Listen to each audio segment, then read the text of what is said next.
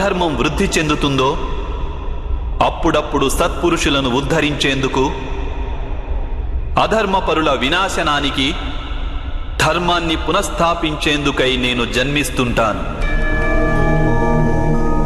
ఇది ప్రతి యుగంలోనూ జరుగుతూ వచ్చింది, అలాగే ఇక ముందు కూడా జరుగుతూనే ఉంటుంది. నేనే నాశనం లేని పరమాత్మను. నేనే మత్స్యావతారాన్ని, నేనే వామనావతారాన్ని, నేనే పరశురాముణ్ణి, నేనే రామావతారాన్ని కూడా.